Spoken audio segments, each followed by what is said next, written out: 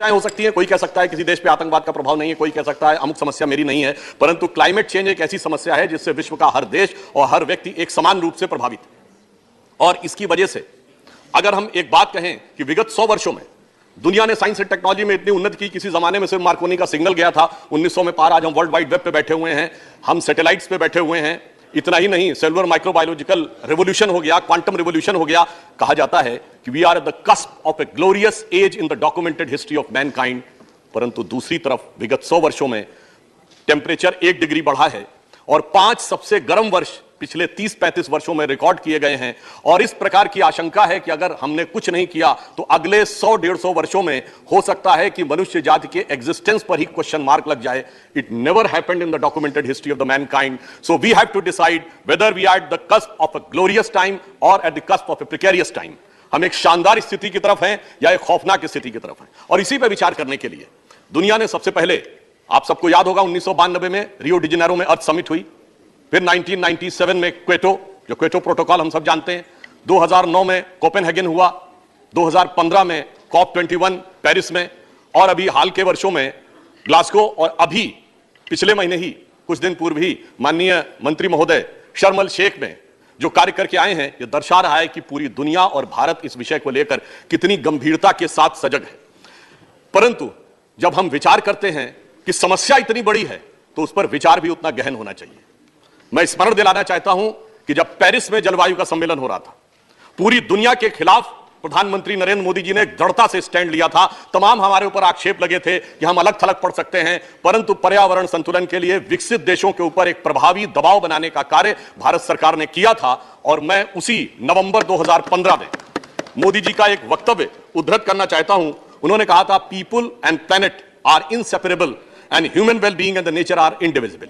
यानी हम नेचर से अपने को अलग रख के नहीं देख सकते। और आप सोचिए कि आज विज्ञान ने भी बात माना। सिर्फ 60-70 साल पहले अगर आप किसी से कहते कि दिल्ली में फैक्ट्री चल रही है और कनाडा में बर्फ पिघल रही है तो कोई कहता कितने अनसाइंटिफिक हो, कितनी बेकार की बात कर रहे हो, हीट कंडक्शन के रूल नहीं जानते, कुछ मीटर हीट नहीं जा सकती, हजारों किलोमीटर कैसे जा सकती है। आज ग्रीन हाउस इफेक्ट ने प्रूव किया है कि नॉर्थ और साउथ पोल की बर्फ भी पिघल सकती है, because entire earth is a single cosmic unit. ये वही बात है जो मोदी जी ने कहा कि नेचर और ह्यूमन वेलबीइंग अलग नहीं हो सकती। अब आप देखिए कि जब से हमारी सरकार आई तो इस दिशा में छोटे स्टेप से लेकर क्रमशः उत्तरोत्तर बड़े स्टेप तक किस प्रकार का कार्य हुआ। याद करिए 15 अगस्त 2014 सबसे पहले जब प्रधानमंत्री जी ने उद्बोधन दिया था तो स्वच्छ भारत अभियान की बात कही थी, यह शुरुआत थी। याद करिए नो सिंगल यूज प्लास्टिक, यह अगला स्टेप था। नमामि गंगे, जब नमामि गंगे की बात हुई तो गंगा को पूरी तरीके से क्लीन करना, यह अगले स्टेप की तरफ था। और इतना ही नहीं, जो हमने लक्ष्य 2015 में निर्धारित किए थे उसके लिए भारत सरकार ने ग्रीन स्किल डेवलपमेंट प्रोग्राम बनाया, जिसमें कि वन क्षेत्र में रहने वाले लोगों को स्किल किया जा सके कि वो किस प्रकार से अपनी वन संपदा का वास्तविक संरक्षण कर सकते हैं, जिससे कि जो हमने नेशनल डिटरमाइंड कंट्रीब्यूशन पेरिस में तय किया था उस लक्ष्य को हम प्राप्त कर सकें। और अगला लक्ष्य था सस्टेनेबल डेवलपमेंट ग्रोथ, अर्थात एक ऐसा विकास का मॉडल जिसमें प्रकृति के साथ हम तारतम्य बनाकर विकास कर सकें। और इसी के लिए नेशनल बायोडाइवर्सिटी टारगेट भी तय किया गया, यानी एक बहुआयामी योजना के साथ इस क्लाइमेट चेंज या इकोलॉजिकल इंबैलेंस को ट्रीट करने के लिए आगे बढ़े। इतना ही नहीं, जब हम भारत को विकसित देश बनाना चाहते हैं तो ऊर्जा की आवश्यकता भी है, और अगर हम फॉसिल फ्यूल या कोल से ही ऊर्जा की आवश्यकता पूर्ति करते रहेंगे तो कैसी समस्याएं आ सकती थी। तो याद करिए एलईडी बल्ब का विषय बहुत शुरू में लिया गया और अब तक भारत सरकार 37 करोड़ एलईडी बल्ब का वितरण कर चुकी, जो अमेरिका की कुल आबादी से ज्यादा है। बहुत से ऐसे कार्य होते हैं सभापति महोदय जो पूर्ववर्ती सरकारों ने भी सोचा होगा, नहीं कर पाए होंगे। जैसे सोलर एनर्जी में जितनी लंबी छलांग हमने मारी है, उन्होंने भी सोचा होगा, उतनी लंबी छलांग नहीं मार पाए। परंतु कुछ बातें ऐसी होती हैं जो उन्होंने शायद सोची भी ना हो। वो ये था कि एक इंटरनेशनल सोलर अलायंस बनेगा और उसका केंद्र भारत में बनेगा। यह विचार शायद उन्होंने नहीं किया होगा, मोदी जी के नेतृत्व में यह हुआ और आज इंटरनेशनल सोलर अलायंस का केंद्र गुरुग्राम में है। और इसमें हमने अचीव क्या किया है कि इन वर्षों में हम सोलर सेल की कैपेसिटी में तीसरे नंबर के देश हो गए हैं और सौर ऊर्जा के द्वारा वाटर हीटिंग के प्रोसेस में दूसरे नंबर के देश हो गए। और इतना ही नहीं, अभी भारत ने दुनिया में पहला ऐसा गांव बनाया है जो पूर्णतः सौर ऊर्जा पे चलता है, जहां की एक एक घर भी सौर ऊर्जा पे चल रहा है। वो है गुजरात का मोढेरा गांव। और इतना ही नहीं, वहां पर भगवान सूर्य का एक मंदिर भी है। तो वो भावी भारत का भी प्रतीक है और गौरवशाली भारत का भी प्रतीक है।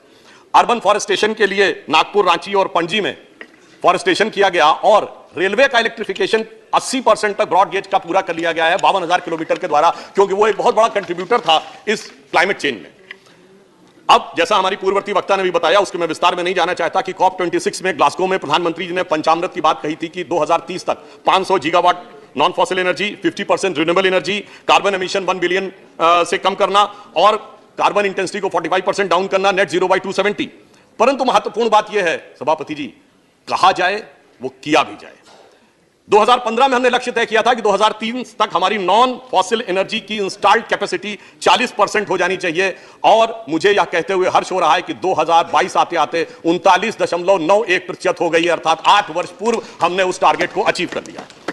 फिर यदि आप ध्यान करें, जिसका अभी उल्लेख किया गया कि कॉप 26 ग्लासगो में प्रधानमंत्री जी ने कॉन्सेप्ट दिया life for environmental friendly life style, यानी एक ऐसा जीवन शैली जो कि इन्वायरमेंट के अनुसार। यहां पे मैं सदन का ध्यान आपके माध्यम से मूलभूत विषय पर आकृष्ट करना चाहता हूं। यह नेचर की समस्या क्यों आती है? हम सब में शायद कुछ ने जरूर पढ़ा होगा, वेस्टर्न थियोलॉजी में नेचर नाम की किताब है, रिटन बाय एरिस्टोटल, जिसमें क्या लिखते हैं वो, all the elements of the nature are for the service of the Mankind.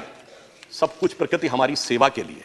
और यही नहीं, उस फिलॉसफी में यह भी लिखा गया, man should become the persons and masters of nature, चाहे फ्रांसिस बेकन या रेने डिकार्टे लिखते हो। इतना ही नहीं, यह लिखा गया, man should be able to subdue nature.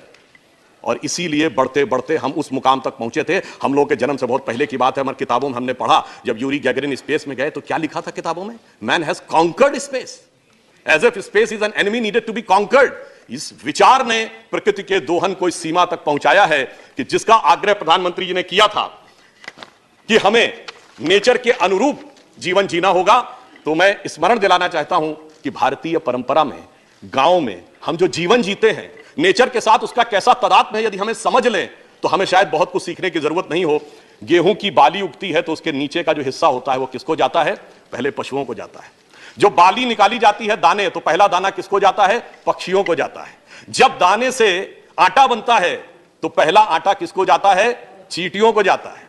फिर गूंथा जाता है आटा रोटी बनाने के लिए, तो मछली को जाता है। पहली रोटी गाय को जाती है और अंतिम रोटी कुत्ते को जाती है। इससे ज्यादा प्रकृति के साथ रहने का तरीका किसी को सीखने की जरूरत है। पर दुख की बात यह थी कि हमारे किसान भाई भी जब आंदोलन में बैठे थे तो कोई विदेश की लड़की उनको बता रही थी कि इन्वायरमेंट के साथ कैसे जीना चाहिए, जबकि वो तो हम हजारों सालों से किस तरीके से जीते आ रहे हैं वह हमें समझ में आना चाहिए। और मैं कोट करना चाहता हूं, इस सारी समस्या का मूलभूत कारण कहां से आता है? विलियम वर्ड्सवर्थ एक बहुत बड़े कवि हुए अंग्रेजी के, जिन्होंने एक फ्रेज यूज किया, child is the father of man. उसका मीनिंग क्या था? कहा गया बच्चा प्रकृति के अधिक नजदीक होता है और वही हमारा फोर फादर है। तो इसका अर्थ यह हुआ कि अगर हम अपने अंदर के चाइल्ड को देखें तो हमारे पूर्वजों ने, यानी फोर फादर्स ने क्या कहा था, वह हमें समझ में आना शुरू होता है। और हमारी सभ्यता तो वो है मान्यवर, जहां पर की प्रार्थना भी क्या की जाती है? अंतरिक्ष शांति, पृथ्वी शांति, औषधया शांति, रापह शांति, वनस्पति, औषधि, फूल, पत्ती, अंतरिक्ष सभी का कल्याण हो। परंतु अफसोस की बात यह है कि जब हम इस प्रकार के विचार के साथ आगे बढ़ रहे हैं तो उस टकराहट के कारण वह समस्या हो रही है। इसलिए मैं अधिक समय न लेते हुए सिर्फ यह कहना चाहूंगा कि जो मोदी जी ने कहा कि लाइफ स्टाइल एनवायरमेंट के अनुरूप होनी चाहिए, आज यदि यह सीख कहीं से आ सकती है तो भारत से ही आ सकती है, भारत की परंपरा से आ सकती है। और आज हम दुनिया में कितनी भी ऊंचाई पर पहुंच गए हों, पर क्या हमने धरती और धरती की वेदना को देखा? तो यह मैं पंक्ति कहना चाहूंगा, आकाश नापने वालों तुम सच सच कह दो, क्या नाप सके हो तुम धरती की मौन व्यथा? जो दोहन की प्यास से दुखी रक्त प्रकृति की करुण कथा, ओ अंतरिक्ष की सुंदरता पर मुग्ध वसुध, वसुध मतलब वसुधा का पुत्र यानी मनुष्य, ओ अंतरिक्ष की सुंदरता पर मुग्ध वसुध, पैरों के नीचे सिसक रही रसवती धरा। जब तक हम इसको नहीं समझेंगे तब तक हमारे अंदर यह परिवर्तन नहीं आएगा। इसलिए मैं सिर्फ यह कहना चाहता हूं, we are the only country in the world and we are the only civilisation in the world which can give an answer to lower down the temperature of the ecological climate and the cultural climate also, because this is embedded in our culture. और हमारी government ने आने के बाद उसको उत्तरोत्तर आगे बढ़ाने का कार्य किया है। इसलिए मैं कहता हूं कि यहां पर संपूर्ण विश्व को दिशा देने के लिए भारत की संसद में जो यह विचार हो रहा है, भारतीय संस्कृति के विचारों के अनुरूप हम आगे बढ़ेंगे तो एक नई दिशा समाज को देने में सफल होंगे। धन्यवाद। धन्यवाद। The next speaker is